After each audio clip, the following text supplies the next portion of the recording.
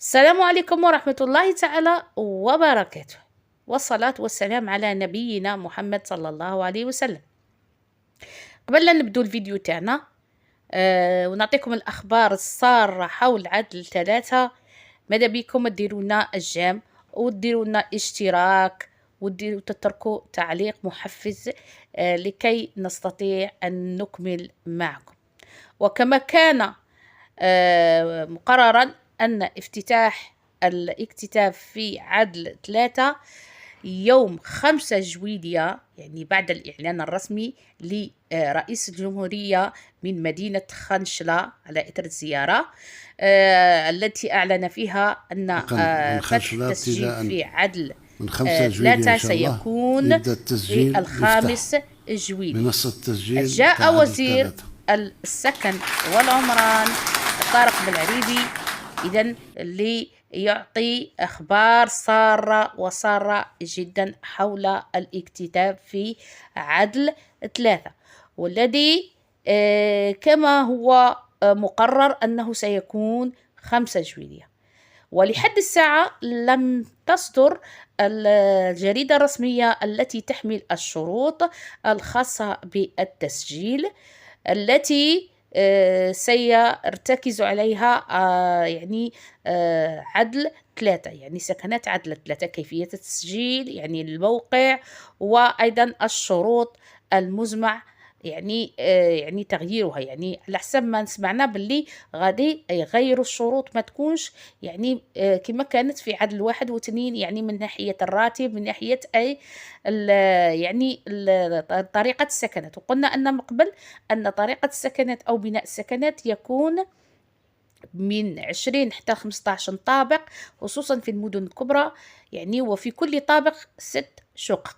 يعني هذا هو الجديد في عدل 3 لحد الساعة. أما التصريح الخاص بوزير العمران سنقدمهم لكم بعد قليل، والذي يقول أن التسجيل في عدل 3 يكون مفتوح لجميع يعني المواطنين الذين تتوفر فيهم شروط الاكتتاب. ولكن الجديد في يعني في هذه المرة، يعني في عدل 3، أن عدد السكنات التي قيل من قبل أنها ليست، يعني قد حدد العدد يعني بعدد قليل، يعني جاء وزير السكن ليعطي معلومات سارة أن عدد السكنات لحد الآن يعتمد على الطلب، يعني من خلال طلب المواطنين. إذن وإليكم التصريح الكامل لوزير وزير السكن والعمران الذي يفرح ويثلج صدورنا بهذا الخبر السار. في طالب ساكن في 2024 خطأ، ما كانش ملفات. حنا رانا ماشيين في الرقمنه، راح تكون اون بلاتفورم اللي راهي واجده، اللي تكون الاكتتاب يكون في لا بلاتفورم. ما راح نطلب حتى يعني وثيقه من المواطن، يعني راح كل الاكتتاب، كل عمليه الاكتتاب راح تكون بصفه رقميه، وراح يعني المواطن نلتقي معاه كي نعطيه المفاتيح. هذا الشيء ما نقدرش نرقم منه تاع المفاتيح. هل السكنات في الجانب ستكون فرديه ام جماعيه؟ احنا في ورقله مشينا بنينا سكنات فرديه فيما يخص وكاله عدل، وراح نمشي فيها وسنتم في هذا الشيء ان شاء الله. شكرا، بارك الله فيك. مشاهدينا او نعود من جديد لنتابع كلمات وزير الرياضه.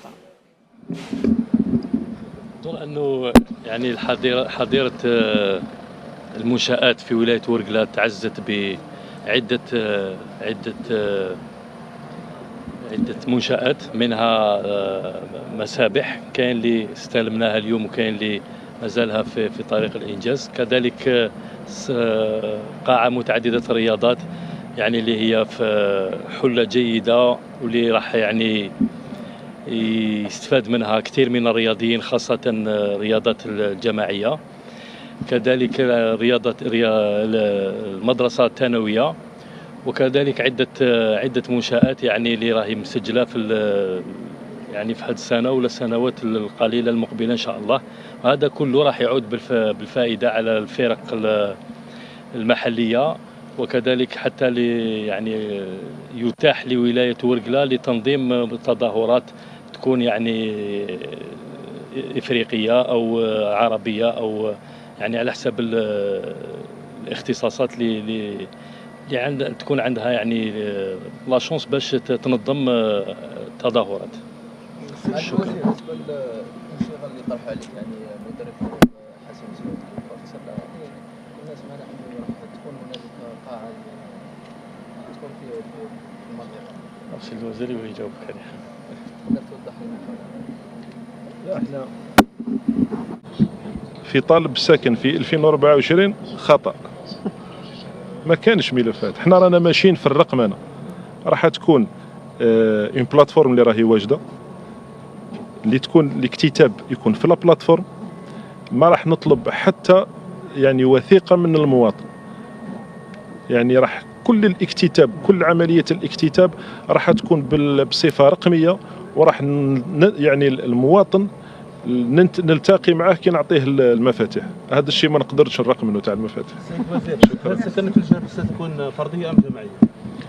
احنا في ورقله مشينا بنينا سكنات فرديه فيما يخص وكاله عدل، وراح نمشي فيها وسنتم في هذا الشيء ان شاء الله. شكرا، بارك الله فيك. مشاهدينا أو نعود من جديد لنتابع كلمات وزير الرياضة. أظن أنه يعني حظيرة المنشآت في ولاية ورقلة تعزت بعدة منشآت، منها مسابح كاين اللي استلمناها اليوم وكاين اللي مازالها في طريق الإنجاز، كذلك قاعة متعددة الرياضات يعني اللي هي في حلة جيدة واللي راح يعني يستفاد منها كثير من الرياضيين، خاصة الرياضات الجماعية، كذلك المدرسة الثانوية، وكذلك عدة منشآت يعني اللي راهي مسجلة يعني في هذه السنة ولا السنوات القليلة المقبلة إن شاء الله. هذا كله راح يعود بالفائدة على الفرق المحلية، وكذلك حتى يعني يتاح لولاية ورقلة لتنظيم تظاهرات تكون يعني إفريقية أو عربية أو يعني على حسب الاختصاصات اللي تكون عندها يعني لا شونس باش تنظم تظاهرات. شكرا. بالنسبه للانشغال اللي طرحوا عليك يعني مدرب حسن مسعود البروفيسور الناس معنا انه راح تكون هنالك قاعه تكون في المنطقه. نفس الوزير ويجاوبك عليها. تقدر توضح لنا؟ احنا ولاية ورقلة تحصلت على مشروع مهم فيما يخص قطاع الشباب والرياضة، اللي هو المركب الرياضي المكتمل من جميع يعني كل لي ديسيبلين راح يكونوا في المركب الرياضي.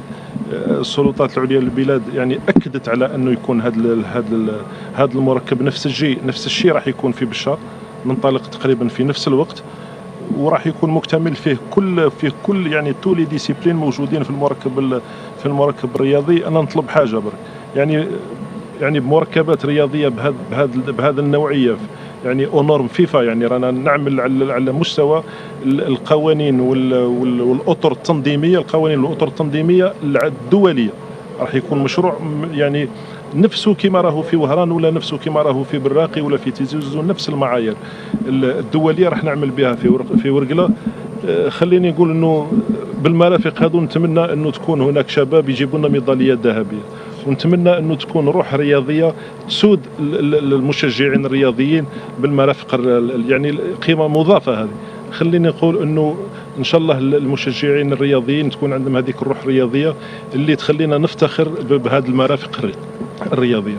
وشكرا، بارك الله فيك. سيد الوزير، بالنسبه لتدعيم انديه الجنوب من طرف شركات بتروليه، يعني هذا الاشكال ديال قطاع مطروح هذه ليست من مهامي، ولكن كقطاع نقعدوا ندعموا كل الفرق يعني في الجنوب ولا في الشمال ولا في الغرب ولا اكيد انه فرق الجنوب يعني خاصه كاين عده رياضات وين يعني عندهم ثقافه كبيره فيها ككره اليد مثلا، اكيد يستاهلوا كل الدعم وراح نرافقوهم ان شاء الله فيما هو قادم.